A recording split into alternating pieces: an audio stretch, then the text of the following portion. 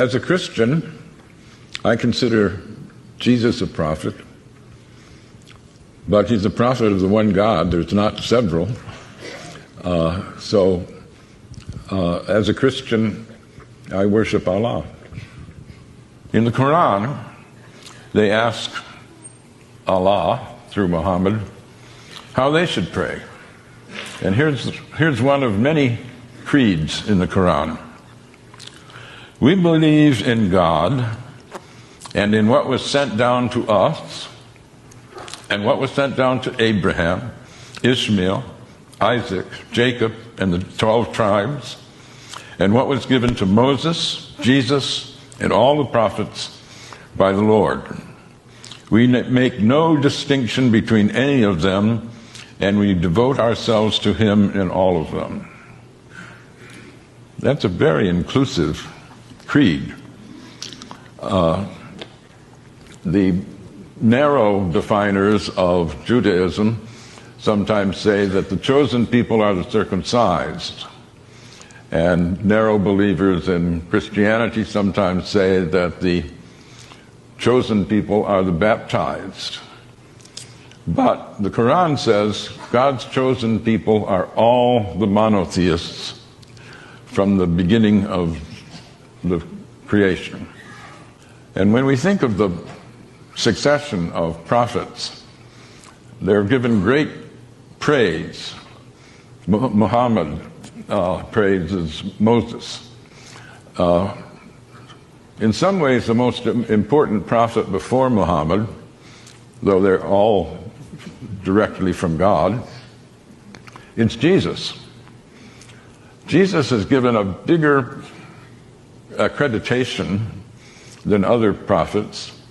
John the Baptist is made a prophet so that he can prophesy Jesus. Mary, his mother, is the only woman named in the Quran. No wife of Muhammad is named. There's no Adam and Eve, there's Adam and spouse. But Mary is not only named, she's made sinless. She conceives Jesus in virgin birth. She is tremendously honored.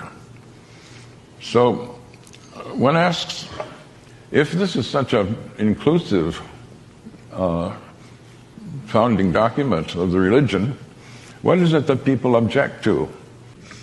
It's pretty easy to misrepresent Islam because so few have read the Quran. This book I published is a product of my shame. I was embarrassed. After 9/11, I was talking with a group of friends, academic friends, and we were wondering, is this really an Islamic event, the 9/11 attack? And at some point, people asked, well, who here has read the Quran? None of us had. And a friend of mine said, not even you, Gary? I thought you were a student of religion. And I said, yeah, that's the problem. I'm totally ashamed. And so I went and have been trying to repair that stupidity ever since. But I've tried in a lot of venues to ask how many people have read the Quran. Dare I do it now? How many have read the Quran?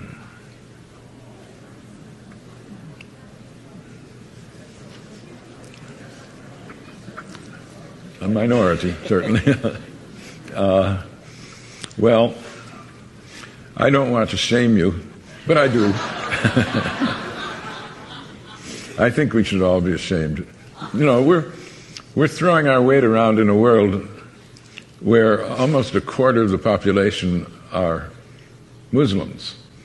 And not to know, how can you say the Islamic State is a false construct if you don't know what true Islam is. One can only hope that more people will use freedom to do things like read the Quran rather than hate the Muslims.